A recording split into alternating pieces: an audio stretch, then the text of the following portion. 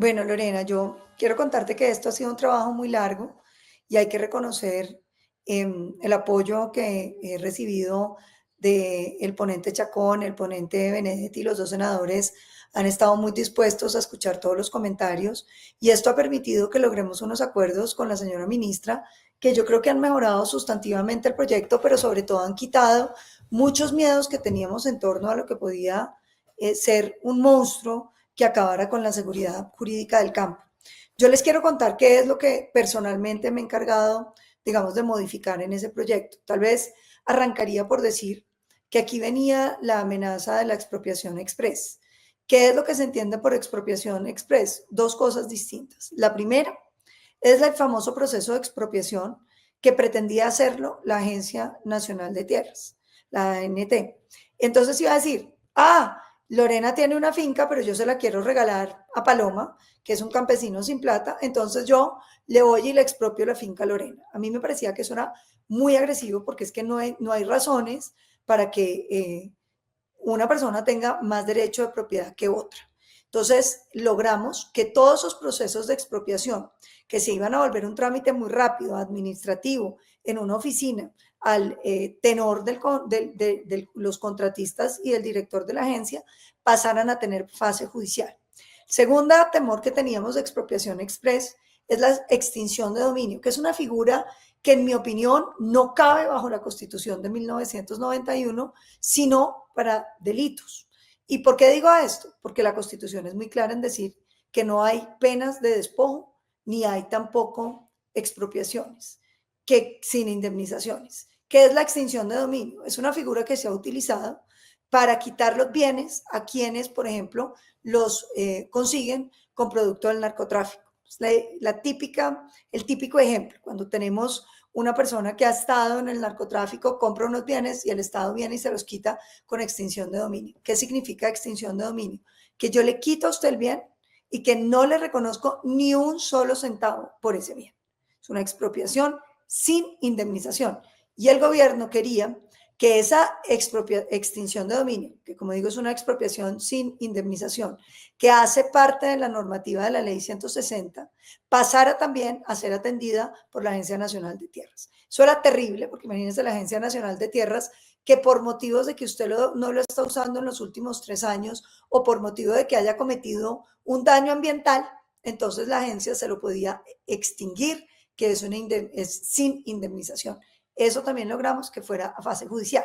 Pero les quiero contar también que logramos concentrar la jurisdicción agraria en lo que debe ser, porque esta jurisdicción quería comerse el derecho comercial, el derecho civil, el derecho ambiental, el derecho de familia, es decir, quería volverse como una especie de chupa que se iba a tomar todas las jurisdicciones. Nosotros logramos decir, no señor, la jurisdicción agraria es para temas agrarios, el civil es civil, el comercial es comercial, de manera que todo se mantiene en su definitiva jurisdicción. Queda un tema que es bien grueso, que es el tema ambiental, que todavía no está por resolver, pero de eso hablaremos más adelante. Por supuesto, logramos una cosa muy importante que fue modificaciones de cosas gravísimas. Tal vez la más grave era la idea de un desequilibrio entre las partes. El gobierno tenía la idea de que la jurisdicción tenía que estar del lado del débil. Y la siguiente pregunta, Lorena, y todos los que nos están escuchando es, ¿y quién es el débil? ¿El que lo invadió o el invadido? ¿La señora que tenía una finca y que se le invadieron o los que invadieron?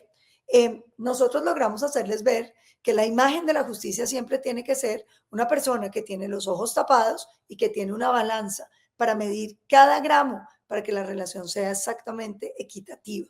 Entonces, podemos compensar, por ejemplo, partes pobres, partes con menos capacidades, que tengan amparo de pobreza, que tengan equidad, digamos, en el trato, pero no podemos pretender que el juez esté de un lado y de otro.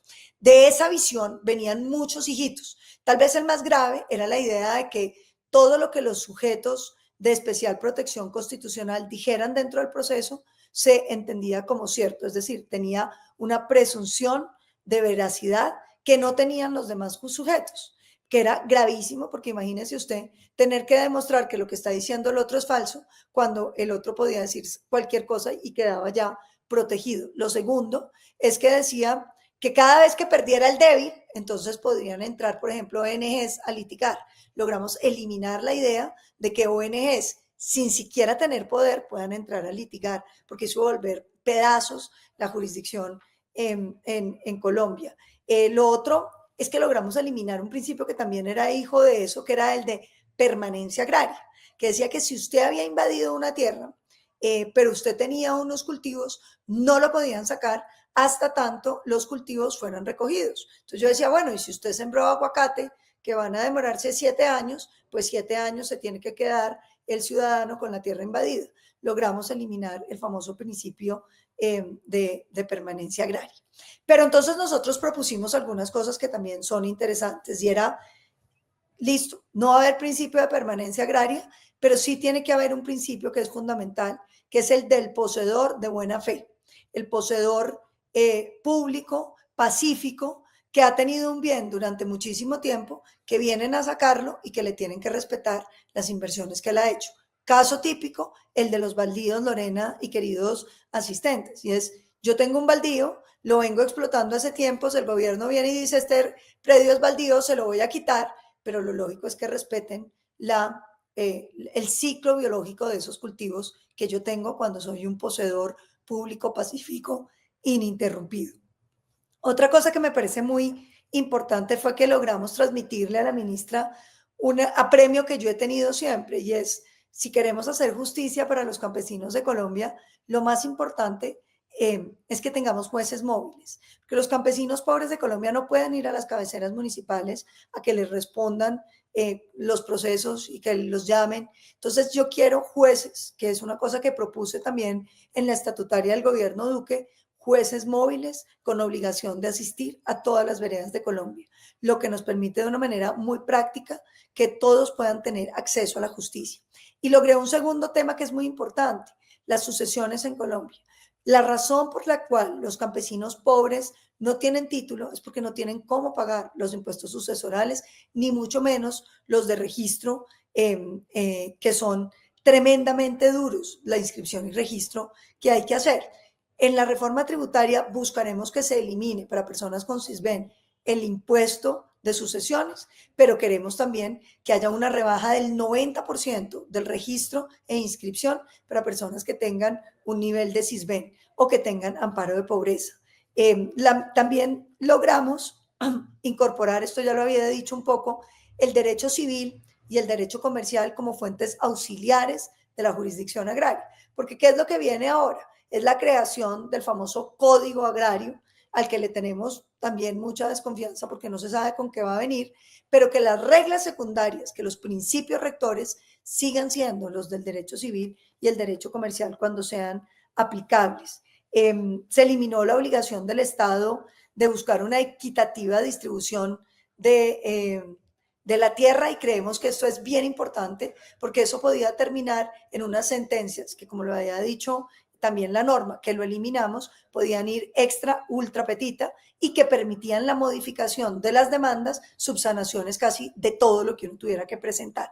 Creo que esos son los temas más importantes que les diríamos que logramos modificar.